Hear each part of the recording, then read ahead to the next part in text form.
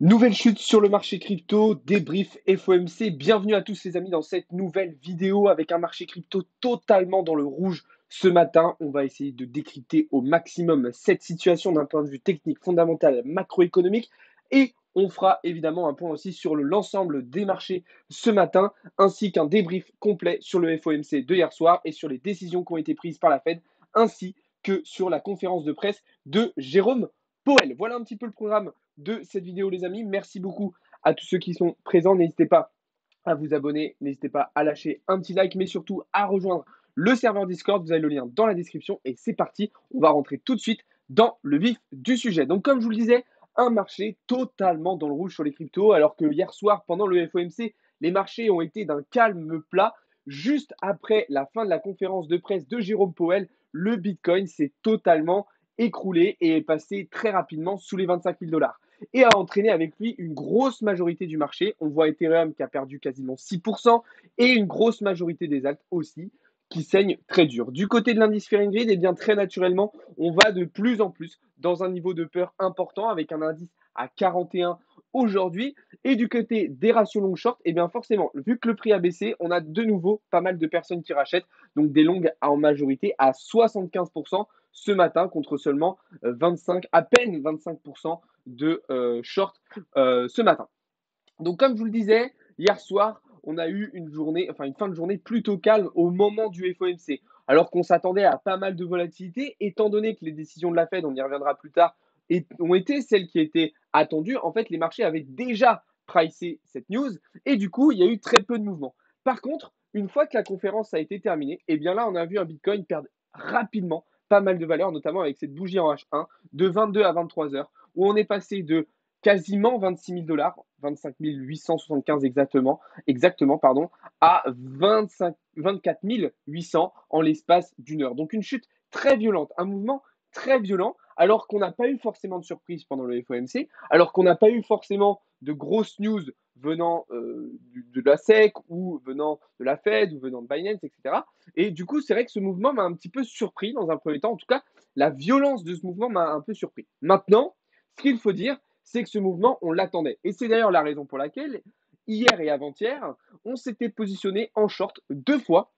Pour ceux qui font partie du serveur Discord, deux fois on s'était positionné en short sur Bitcoin, puisque justement, on considérait qu'il y avait pas mal de liquidités à revenir chercher justement en direction des 25 300 dollars. Donc, ce mouvement baissier nous a permis de valider nos deux prises de position sur Bitcoin. Donc, sur ça, c'est parfait. Mais c'est vrai qu'on a été tout de même surpris par la rapidité de ce mouvement.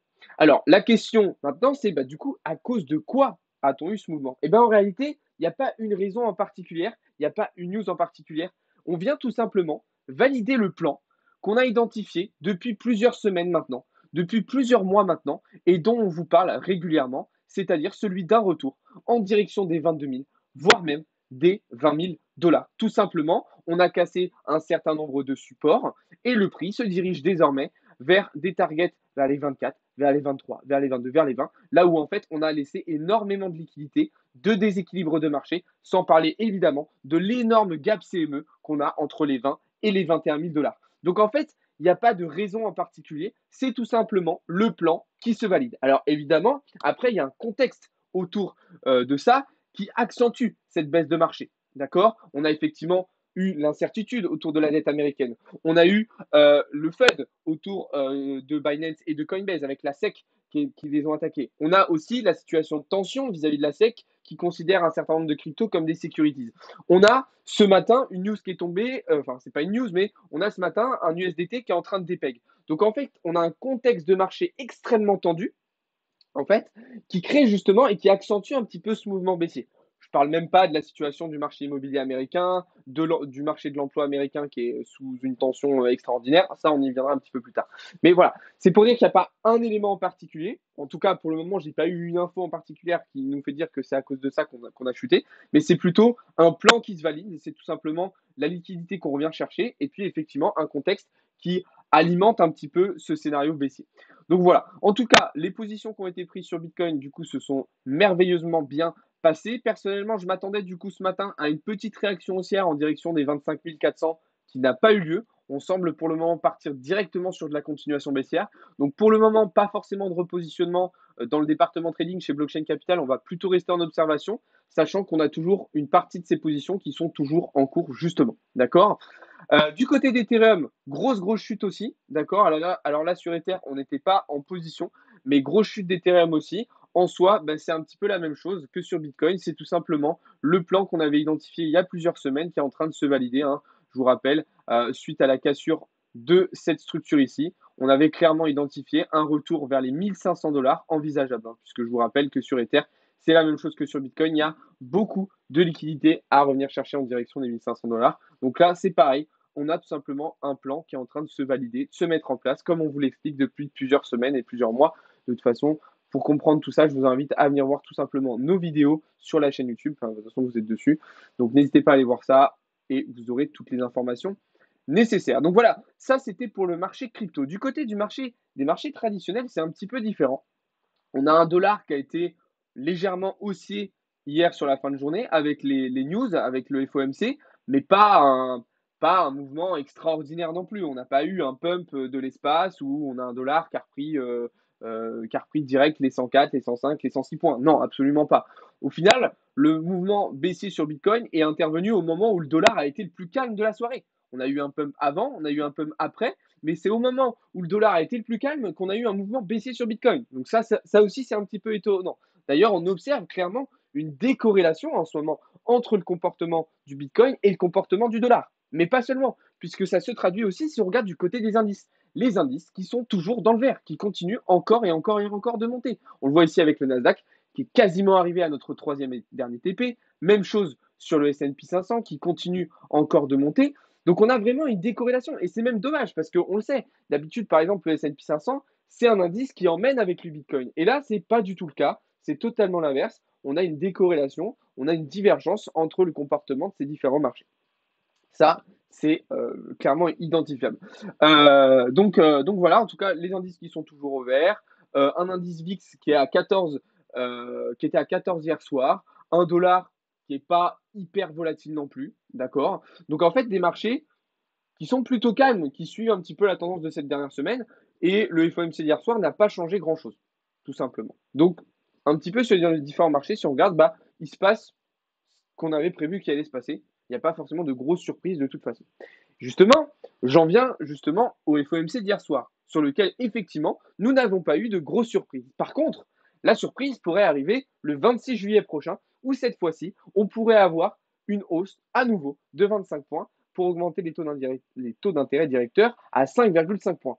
Effectivement, c'est ce qu'a rappelé Jérôme Powell hier. Certes, l'inflation baisse, mais on est encore très loin de l'objectif des 2%. Donc en gros, Jérôme Powell a tout simplement expliqué que là, il y avait une stabilisation des taux pour ce FOMC, mais que ce n'était pas définitif. C'est-à-dire qu'il y allait très probablement avoir de nouvelles hausses des taux dans les mois à venir. Et ce qui a confirmé aussi le fait que, du coup, le pivot de la Fed n'aurait probablement pas lieu avant le début de l'année 2024, contrairement à ce qu'on avait potentiellement pu imaginer avec un pivot de la Fed qui aurait pu arriver troisième trimestre 2023.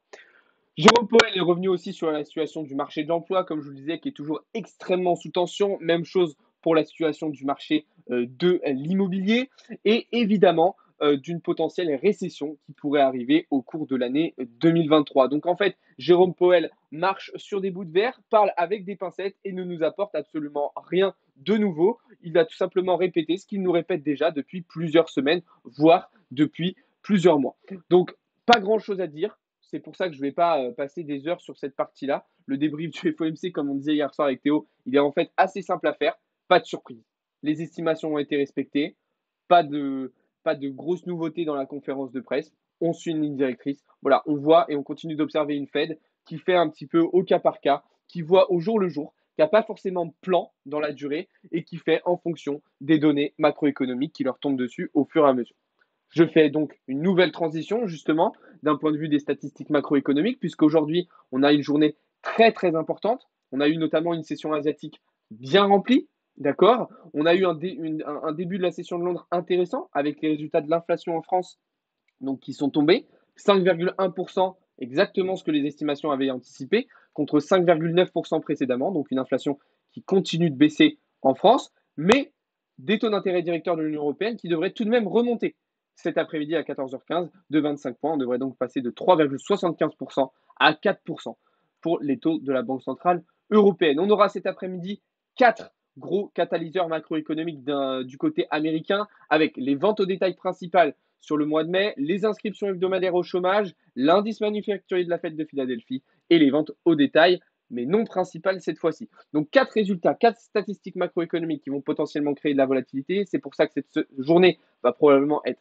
peut-être plus intéressante que les précédentes. Okay, on va peut-être avoir enfin un peu plus de volatilité et un peu plus d'opportunités. Mais en tout cas, on sera en direct, en live cet après-midi pour suivre tout ça dans le serveur Discord. Donc, n'hésitez pas à le rejoindre. Encore une fois, vous avez le lien dans la description de la vidéo. Il faut savoir que demain, on aura aussi une journée importante, mais notamment du côté européen, demain matin, avec notamment les résultats de l'inflation en Union européenne, qui pour le moment devrait baisser à 6,1% contre 7% précédemment. Voilà un petit peu les informations que j'avais à vous partager ce matin, les amis.